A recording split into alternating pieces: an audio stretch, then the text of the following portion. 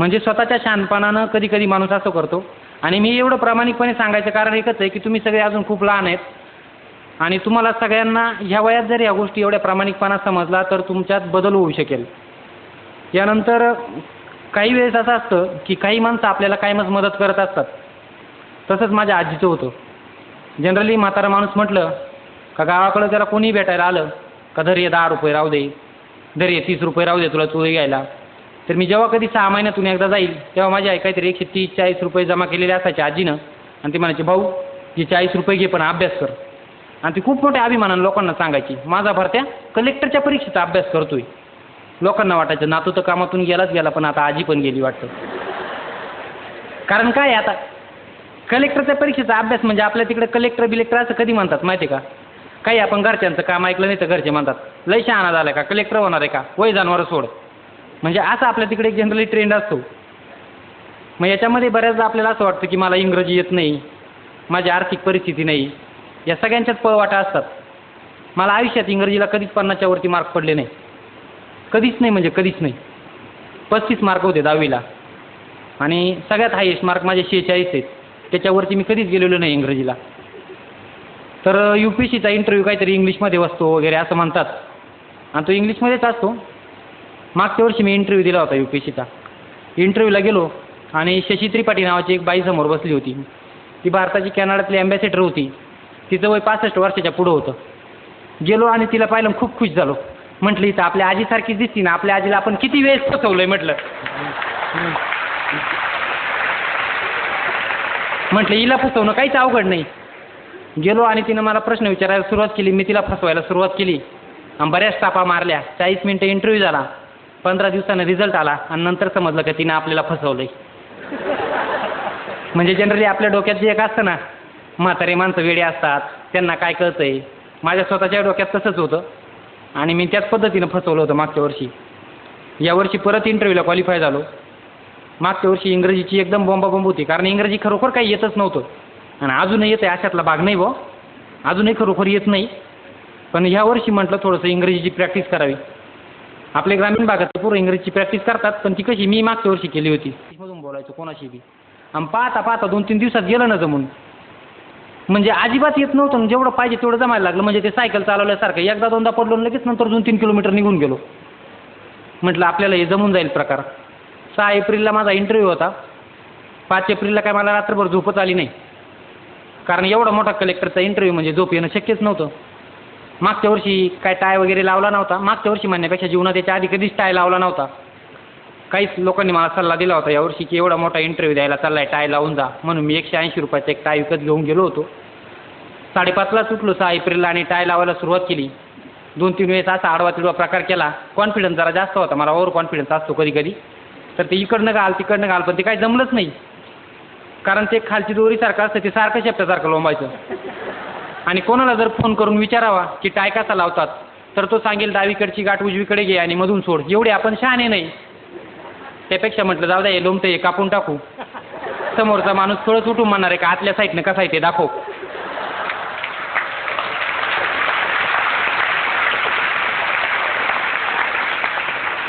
सहा एप्रिलला 11 वाजता तो तसा कापलेला टाय लावून आतमध्ये गेलो आणि पुन्हा यावर्षी माझ्यासमोर म्हातारीच माणसं सगळे बसलेले होते 6. पण यावर्षी एक ठरवलं होतं यांना जर वेड्यात काढलं ते आपल्याला आयुष्यभरासाठी वेड्यात काढतील म्हटलं. आणि त्यातल्या त्याच्या यावर्षी थोडंसं इंग्रजी बऱ्यापैकी बोलता येत होतं. हे म्हातारे माणसं म्हणजे कधीतरी 1965-70 कलेक्टर झालेले की ज्यांनी 40-40 वर्ष देशाचा कारभार चालवला आहे. असे 6 माणसं म्हणजे 240 वर्षाचा अनुभव आणि माझं वय 30 वर्ष. म्हटलं आता यांना काय वेड्यात काढणार आहे. त्यामुळं आज गेलो आणि एकदम गरिबासारखा बसलो यावर्षी. मागच्या वर्षी जरा कॉन्फिडन्स जास्त होता, यावर्षी एकदम असा बसलो. त्यांनी पहिलाच प्रश्न विचारला, भारत सरकार अलीकडील काळात बरेच रस्ते बांधते, पैसे कुठून येतात. उत्तर मला एकदम परफेक्ट माहीत होतं की डिझेल आणि पेट्रोलवर टॅक्स लावतात आणि याच्यातनं येतात.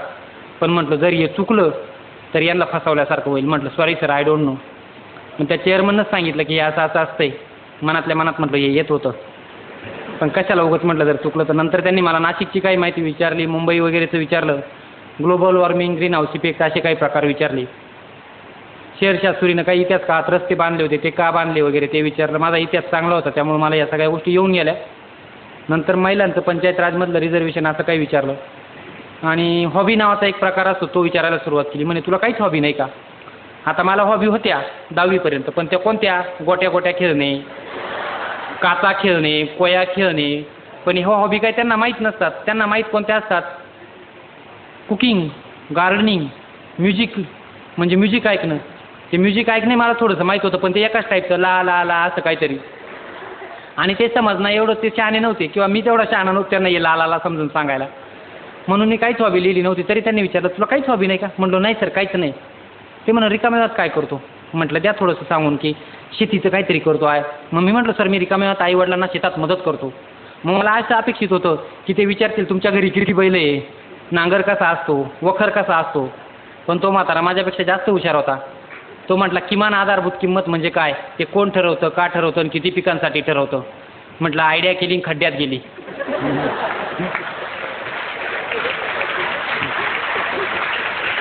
पण सुदैवानं या गोष्टी थोड्याशा मी वाचल्या होत्या.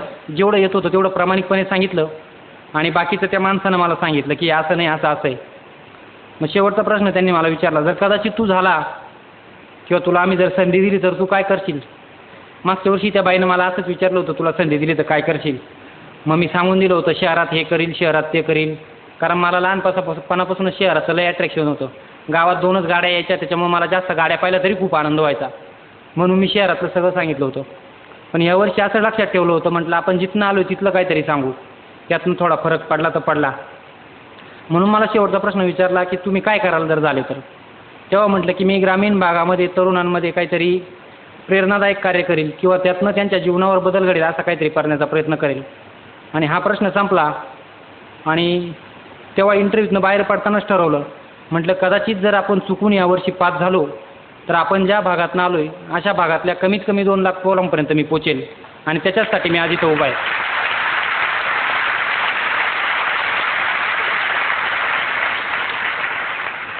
आणि 30 मेला माझं लग्न होऊनही मी 3-4 दिवसापासून रोज बाहेरच फिरतोय. आता घरच्यांची परिस्थिती अशी आहे, इतक्या दिवस घरच्यांना वाटायचं असा वेळा झाला आहे आणि आता म्हणते कामाला लागून पण वेळा झाला आहे. राहिला प्रश्न समाजाचा किंवा मधल्या काळामध्ये तुमच्यातला कोणताही माणूस कोणत्याही क्षेत्रामध्ये अभ्यासाला सुरुवात करेल किंवा एकदम वेडं होऊन झोकून देईल तेव्हा त्याला बऱ्याच अडचणी येतील. मला स्वतःलाही खूप साऱ्या अडचणी आल्या. एवढ्या अडचणी आल्या की मी गावात दिवसा कधी जायचो नाही, कोणाला तोंड दाखवायचो नाही, काहीच करायचो नाही. आणि मधल्या काळात मी सारखं ट्रायल अँड एरर बेसिस शेतातले सगळे कामं जमताय का नाही हे पाहायचो. यावर्षी UPSCचा इंटरव्ह्यू दिला आणि घरी गेलो आणि उन्हाळ्यात नांगरणीचे कामं असतात जनरली सगळ्या शेतकऱ्यांकडे त्या लोखंडी नांगरानं ते सगळं करून घेतलं. म्हटलं जमतं हे प्रकार, म्हटलं काहीच नाही झालं तर हे तरी करता येईल.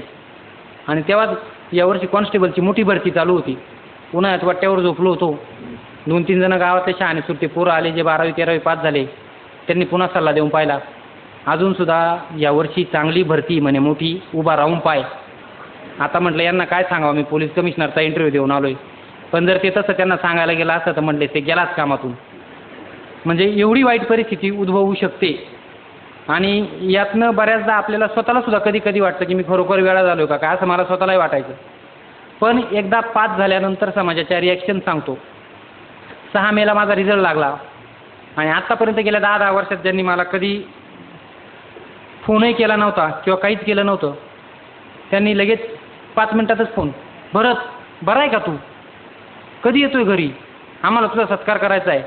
म्हटलं यांनी एवढे दिवस आपल्याला त्रास दिला, आपण 4-5 दिवस तरी त्रास देऊ. म्हणून मी 10 मेपर्यंत गावालाच गेलो नाही. 10 मेला गावाला गेलो आणि त्या दिवशी तिथं संध्याकाळी सत्कार ठेवला होता. गावातला एक ज्येष्ठ माझ्या वडिलांच्या वर्गातला उठला क्लासमेट त्यांचा आणि त्यानं बोलायला सुरुवात केली. भरत हा गावातला एक गुणवंत विद्यार्थी, तो पहिल्यापासूनच खूप हुशार होता.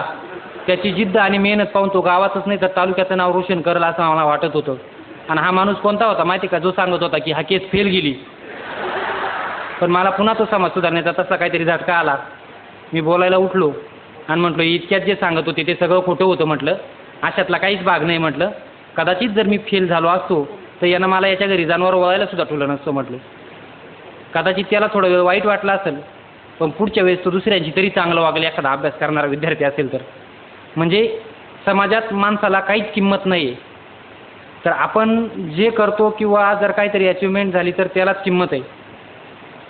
आता हे झालं माणूस कलेक्टर होतो, पोलीस कमिशनर होतो, कोणी MBA होतो, कोणी तलाठी होतं. पण हे झाल्यानंतर आपण खरोखर एक चांगला माणूस होतो का? मला काय वाटत नाही. कारण भारतामध्ये 4-5 हजार जवळपास कलेक्टर असतील, 4-5 हजार IPS पण असतील. त्यांच्या वाचून आपलं कोणाचं जीवन अडतं का? माझं तर कधीच अडलं नव्हतं. मी याच्या आधी कधी कलेक्टर कसा असतो ते पण पाहिला नव्हता. मी स्वतः सिलेक्ट झाल्यावर नाशिकच्या कलेक्टरनं जेव्हा सत्कार केला तेव्हा मला समजलं की कलेक्टर हा पण आपल्यासारखा एक असतो. पण माणूस कलेक्टर झाला म्हणजे खरोखर एक चांगला माणूस झाला का? तर माणूस काही होऊ शकतो, पण एक चांगला माणूस होऊ शकत नाही. तर ते चांगला माणूस व्हायचा आधी प्रयत्न करायला पाहिजे. राहिला प्रश्न, आता 10वीला आहे तुम्ही, मी प्रत्येकाला सांगणार नाही की UPSC करा, पण ज्या क्षेत्रात तुम्ही काही कराल त्यात एवढं परफेक्ट करा की आपल्यासारखं कोणीच नसेल. म्हणजे त्यात एवढं परफेक्शन पाहिजे की मी जे करेल ते परफेक्टच असेल. आणि टार्गेट ठेवतानाच एवढं मोठं ठेवा ना की वाघाच्या शिकारीचं टार्गेट ठेवा, तेव्हा कुठंतरी आपल्याला लांडगा वगैरे सापडेल. जर आपण सशाचंच टार्गेट ठेवलं तर आपल्याला उंदीर बिंदीर घेऊन रिटर्न यायला लागेल. आणि समोर चांगलं वागताना पण एवढ्या मोठ्या माणसाचा आदर्श ठेवा की तेवढं चांगलं आपल्याला कधीच वागता येणार नाही मरेपर्यंत. मी स्वतः भारताचे माजी राष्ट्रपती APJ अब्दुल कलाम यांचा आदर्श ठेवला होता. मला माहीत होतं आपण काही झालो तरी तेवढं मोठं आणि तेवढं चांगलं आपल्याला कधीच वागता येणार नाही. कधीच नाही म्हणजे कधीच नाही. बऱ्याचदा आता 10वी 11वी पूर्ण झाले का कुठंतरी कोपऱ्यावर उभे असतात टपरीवर, पावरे एक हिरा दे, आणि एकदम राजेशाही ताटात तोंडात टाकतात, कुठंतरी पिचकाऱ्या मारतात, एवढे केस बिस वाढलेले असतात. यातनं खूप सारा एन्जॉय मिळतो बा, कदाचित त्यांना मिळत असावा. मी स्वतः तर काय कधी तसा ट्राय केलेला नाही. पण माणसाच्या जीवनाचे 2 भाग असतात, 25 ते 20 वर्षापर्यंतचं आयुष्य आणि त्यापुढचं आयुष्य. या पहिल्या टप्प्यात जे माणसं चांगले वागतात किंवा जे माणसं परिश्रम करतात ते पुढील काळामध्ये एक चांगला माणूस म्हणून विकसित होतात. आणि या पहिल्या टप्प्यामध्ये जे कुठेतरी टपरीवर उभं राहून हिरा खातात आणि पिचकाऱ्या मारतात ते माणसं मग 37-38 वर्षी एखाद्या टपरीसमोर उभे असतात आणि सांग ना मला कटिंग सांग ना जरा, असं कोणाला तरी म्हणत असतात. त्यामुळे तुम्ही सर्व तरुण आहे तर तुम्हाला यातलं काय व्हायचं आहे, कुठेतरी टपरीवर उभं राहायचं आहे की जीवनात एक यशस्वी माणूस व्हायचं आहे, हे तुम्ही आत्ता स्वतः ठरवून घ्या. आणि कदाचित काही लोकांना वाटेल की बाबा मी एकदा सुरुवात करील, ठीक आहे भाऊ तुझं लय वाईट परिस्थिती होता, तू होऊन गेला, माझ्यावर हे प्रॉब्लेम आहे, मला वडील नाही आहे, 2 बहिणींच्या लग्नाची जबाबदारी आहे, असं आहे. तर मी सरळ सांगेल या सगळ्या पळवाटा असतात. म्हणजे नाचता येईना अंगण वाकडे हा जो प्रकार आहे तो प्रकार आहे हा. म्हणजे आर्थिक दुर्बलता आणि या सगळ्या गोष्टींचा काहीच संबंध नाही. फक्त आपली स्वतःची जर तीव्र इच्छाशक्ती असेल तर कोणतीही गोष्ट शक्य आहे. आता तीव्र इच्छाशक्ती म्हणजे मी बऱ्याच ठिकाणी एक उदाहरण सांगतो, कारण बरेच मोठे मोठे वक्ते 7वी 8वीच्या पोरांचा छळ करतात. त्यांना कायम सांगत असतात जबरदस्त कष्ट, प्रचंड मेहनत, तीव्र इच्छाशक्ती, यातनं यश मिळवा. मग पोरांना प्रश्न मिळतो हे शब्द बोलून तर गेला पण हे मिळतं कुठं? मार्केटमध्ये मिळतं का या सगळ्या तीव्र इच्छाशक्ती वगैरे? तर हे कुठंच मिळत नाही. आपल्या दैनंदिन जीवनातल्याच या गोष्टी असतात. मलाही स्वतःला पहिल्यांदाच वाटायचं की तीव्र इच्छाशक्ती, प्रचंड मेहनत कुठं असेल हे. पण मी 10वीपर्यंत जनरली कायम जनावरांमागं जायचो. तेव्हा बोरीच्या आणि बाबीच्या झाडावर चढण्याचा मला मोठा शौक होता आणि त्याच्यावर बरेच मुंगळे असतात. त्यातला तो मुंगळा जर एकदा चावला तर तो एवढा डेंजर चावतो ना की तो जर ओढायचा प्रयत्न केला त्याचा मागचा पाठ तुटून येतो पण पुढचा पाठ तुटत नाही. तो पुढचा पाठ तुटतो कधी माहिती आहे का? जेव्हा आपल्या हाताचं रक्त निघेल किंवा कातडं निघेल तेव्हा तुटतो. त्याला तीव्र इच्छाशक्ती म्हणतात. म्हणजे तुम्ही जीवनात काहीही करायला सुरुवात केली तर एवढ्या तीव्र इच्छाशक्तीनं जर केलं तर मला वाटत नाही की तुम्हाला कोणाला अपयश येईल म्हणून. आपल्या तिकडं दुसरा एक ट्रेंड असतो, कुठंतरी थोडंसं नापास झालं का लगेच रडत बसायचं, काहीतरी कुठंतरी ब्लेड घेऊन हातावर मार. म्हणजे असे प्रकार होत असतात बऱ्याचदा. आपण वाचत असतो की 15 विद्यार्थ्यांनी आत्महत्या केल्या, 4 विद्यार्थ्यांनी आत्महत्या केल्या. यांना फक्त कारणं लागत असतात. कारण मी स्वतः एवढ्या वेळेस नापास झालो आहे की मला 7-8-10 वेळेस मारायला लागलो असतं तरी देव म्हणला तर अजून 2 बॅकलॉग राहिले बरं का तुझे मारायचे.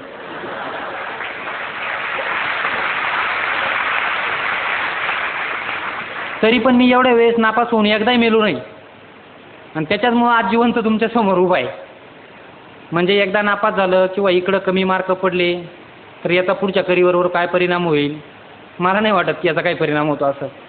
बऱ्याच पालकांचा हट्ट असतो MBBS करील, इंजिनिअरिंगच करील तरच ते करील.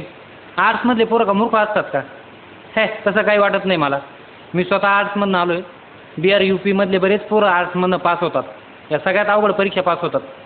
याचं कारण एकच आहे की तुम्ही जिथे जाल तिथं जर एकदम डेंजर परिस्थितीमध्ये तीव्र जर मेहनत घेतली तर काहीच शक्य नाही. मी जेव्हा अभ्यासाला सुरुवात केली तेव्हा मला चष्मा नव्हता. आता माझा चष्म्याचा नंबर 4 आहे. कदाचित म्हणसाल तुम्ही एकदाचं आडनावासारखं आंधळेच झालं वय. आंधळे दुसऱ्याही कारणानं लोक होतात. बरेच लोक टी व्ही पाहून होतात, काहींना दुसरे कारणं असतात. पण जर एवढ्या मोठ्या पदावर जाऊन जर आपण आंधळ व्हायला असेल, थोडाफार नंबर लागणार असेल तर काही फरक पडतोय का? मला तर वाटत नाही काही फरक पडतोय असं. कदाचित माझं भाषण ऐकल्यानंतर काहींचे पालक असतील तर ते पोरांना सांगतील बाबा तू येस घर. पण काहींचे पालक नसतील, पोरगा जर घरी जाऊन म्हटला की आई तो एक पोरगा आलता, तो लय वेळेस नापास झाला होता आणि मी पण आता कलेक्टर होणार आहे. आई म्हणाल बा तुझ्या डोक्यात फरक पडलाय का? आपल्याला काय तसलं जमणार आहे का? तुला माहिती आहे ना 12वी नंतर तुला पोलीस भरतीला उभं राहायचं आहे ते. आणि कदाचित तिचं तुम्ही ना ऐकता जर सुरुवात केली तर पहिल्यांदा 1-2 वर्ष तुम्हाला काही लोक सपोर्ट करतील आणि नंतर काही तुमच्या नावानं बोंबा मारायला लागतील. बोंबा म्हणजे एवढ्या बोंबा मारतील का ते नंतर म्हणतील वेडं झालं, केस कामातून गेली. पण जर आपण जगाचा इतिहास मागं वळून पाहिला, कोणताही मोठा माणूस बघा, छत्रपती शिवाजी महाराज ज्यांनी हिंदवी स्वराज्याची स्थापना केली ते पहा, शाहू महाराज पहा, डॉक्टर बाबासाहेब आंबेडकर पहा, महात्मा ज्योतिबा फुले पहा, हे सगळे माणसं एकेकाळी वेडीच होती. ही एवढी वेडी होती की यांच्या तोंडात लोकांनी शेण घालायला पण कमी केलं नाही. माझं नशीब समजतो की मी माझ्या तोंडात लोकांनी शेण नाही घातलं. म्हणजे माझ्यापेक्षा जास्त शास्त्रवास भोगलेली ही माणसं आहे. आणि आज 400 वर्षानंतर परिस्थिती अशी आहे की आपण ह्या सर्व लोकांची जयंती पुण्यतिथी साजरी करतो, वेड्या लोकांची. याचा अर्थ काय माहिती आहे का? वेडी लोक इतिहास घडवतात आणि नंतर ती शहाणी माणसं वाचतात.